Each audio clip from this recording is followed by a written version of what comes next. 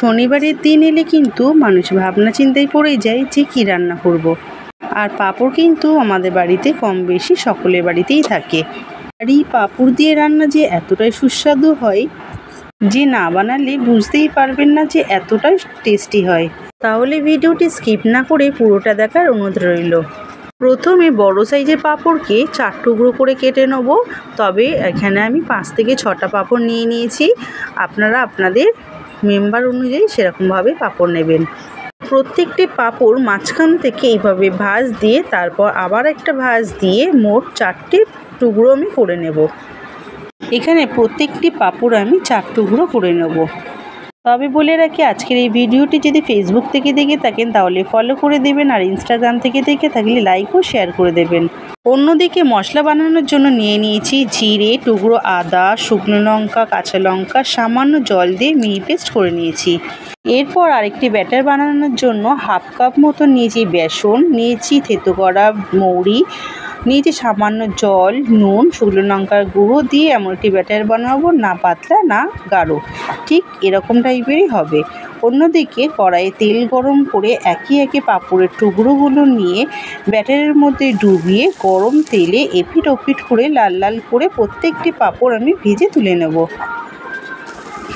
তবে পাঁপড় কিন্তু ভাজতে খুব বেশি সময় লাগে না, চটজলদি কিন্তু এটি হাই ফ্লেমে ভেজে নেওয়া হয়ে যায়।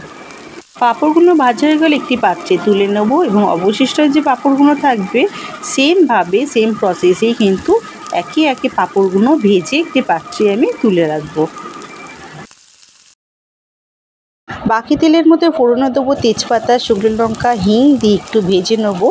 যখন একটু ভালো গন্ধ বেরাবে তখন আগে থেকে বেটে রাখা মশলা, আগে থেকে ডুমো করে কেটে রাখা টমেটো দিয়ে মিনিট 2 রান্না করে নেব হাই ফ্লেমে। খুব ভালোভাবে কষিয়ে নেওয়া হয়ে গেলে স্বাদ মতো নুন, চিনি, হলুদ দিয়ে আবারও মিনিট 2 কষিয়ে রান্না করে নেব।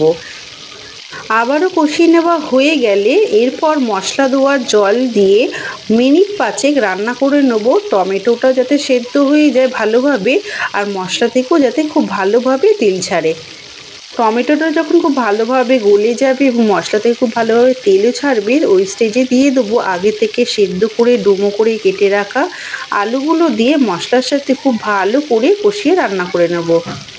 তবে এখানে হাই ফ্লেমে কষিয়ে রান্না করে নিতে হবে। এখানে কিন্তু আমার বেশিক্ষণ কুক করতে লাগবে না, কারণ আগে থেকেই কিন্তু আলুগুলো আমার সেদ্ধ করে রাখা ছিল।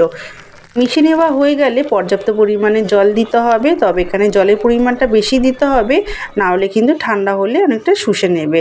বেশিক্ষণ ফোটাতে লাগলো না, আমার জল ফুটে এলেই দিয়ে দেবো আগের থেকে ভেজে রাখা পাঁপড়গুলো দিয়ে 1 ফুট দিয়ে নামিয়ে নিলে কিন্তু সুস্বাদু রেসিপিটি রেডি হয়ে যাবে। তবে নামানোর আগে ওপর থেকে গরম মশলা গুঁড়ো ও 1 চামচ ঘি ছড়িয়ে নামিয়ে নিলে কিন্তু এই নিরামিষে পাঁপড় রেসিপিটি একেবারেই পরিবেশনের জন্য রেডি। তবে এই রেসিপিটি আপনারা ভাত বা রুটি দুটোর সাথে কিন্তু পরিবেশন করতে পারেন।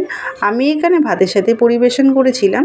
আর এই রেসিপিটি যতটা লোভনীয় হয়েছে দেখতে, খেতে কিন্তু অসাধারণ হয়েছিল। এই রেসিপিটির স্বাদ পেতে হলে বাড়িতে অবশ্যই ট্রাই করবেন।